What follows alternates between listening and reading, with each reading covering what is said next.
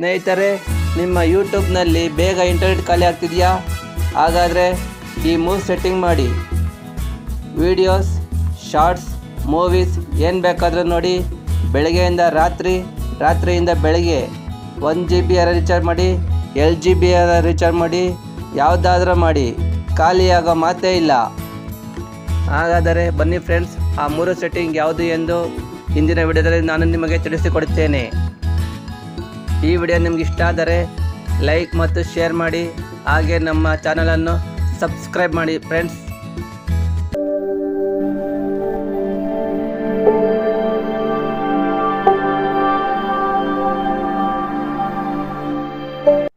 Friends, ಮೊದಲು ನಿಮ್ಮ YouTube ಆ್ಯಪನ್ನು ಓಪನ್ ಮಾಡಿ ಸ್ಕ್ರೋಲ್ ಮಾಡಿದಾಗ ಆಟೋಮೆಟಿಕ್ಕಾಗಿ ವಿಡಿಯೋಗಳು ಪ್ಲೇ ಆಗುತ್ತಿರ್ತದೆ. ಆ ಪ್ಲೇ ಆಗುವ ವಿಡಿಯೋಗಳನ್ನು ಹೇಗೆ ಸ್ಟಾಪ್ ಮಾಡುವುದೆಂದು ನಾನು ಈ ಮೊದಲನೇ ಸೆಟ್ಟಿಂಗಲ್ಲಿ ನಿಮಗೆ ತಿಳಿಸಿಕೊಡುತ್ತೇನೆ. ಈ ಆಟೋಮೆಟಿಕ್ಕಾಗಿ ಪ್ಲೇ ಆಗುವ ವಿಡಿಯೋಗಳಿಂದಲೇ ನಿಮ್ಮ ಇಂಟರ್ನೆಟ್ ಜಾಸ್ತಿ ಖಾಲಿಯಾಗುತ್ತದೆ. ಅದಕ್ಕಾಗಿ ಈ ಮೊದಲನೇ ಸೆಟ್ಟಿಂಗ್ ಮಾಡಿಕೊಳ್ಳಿ. ಈಗ ನಿಮ್ಮ ಪ್ರೊಫೈಲ್ ಮೇಲೆ ಒತ್ತಿ. ಪ್ರೊಫೈಲ್ ಎಂದರೆ ನಿಮ್ಮ ಯೂಟ್ಯೂಬಲ್ಲಿ ಯು ಅಂತ ಇರುತ್ತಲ್ಲ, ಅದೇ ನಿಮ್ಮ ಪ್ರೊಫೈಲ್ ಒತ್ತಿದಾಗ ಅಲ್ಲಿ ಸೆಟ್ಟಿಂಗ್ ಅಂತ ಆಪ್ಷನ್ ಬರುತ್ತದೆ. ಆ ಸೆಟ್ಟಿಂಗನ್ನು ಓಪನ್ ಮಾಡಿ.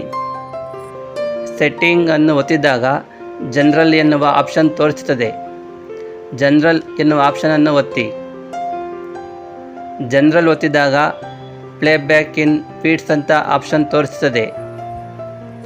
ಪ್ಲೇಬ್ಯಾಕ್ ಇನ್ ಫೀಡ್ಸ್ ಅನ್ನೋ ಆಪ್ಷನನ್ನು ಒತ್ತಿದಾಗ 3 ಆಪ್ಷನ್ ತೋರಿಸ್ತದೆ.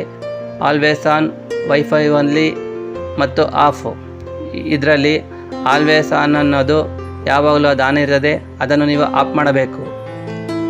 ನಂತರ ಬ್ಯಾಕ್ ಹೋಗಿ ನಿಮ್ಮ ಯೂಟ್ಯೂಬ್ ಆ್ಯಪನ್ನು ಓಪನ್ ಮಾಡಿ ಸ್ಕ್ರೋಲ್ ಡೌನ್ ಮಾಡಿ.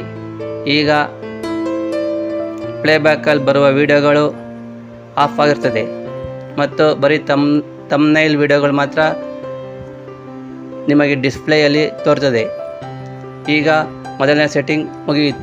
ಈ 2ನೇ ಸೆಟ್ಟಿಂಗ್ ಮತ್ತು 3ನೇ ಸೆಟ್ಟಿಂಗನ್ನು ಇಂಪಾರ್ಟೆಂಟಾಗಿ ಮಾಡಲೇಬೇಕು. ಮಾಡಿದಾಗ ಮಾತ್ರ ಈ ಟ್ರಿಕ್ಸ್ ನಿಮಗೆ ಉಪಯೋಗವಾಗುತ್ತೆ.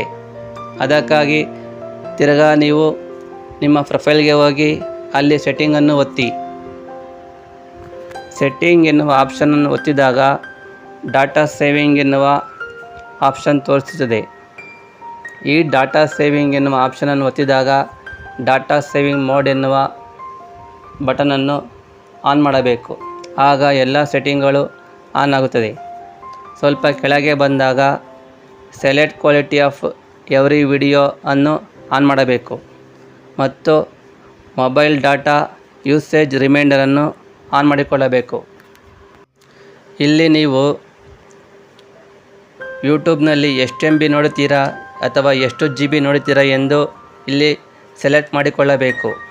ನಿಮಗೆ 100 MB ಬೇಕಾದರೆ 100 MB, 500 MB ಬೇಕಾದರೆ 500 MB ಅಂತ ಸೆಟ್ ಮಾಡಿ.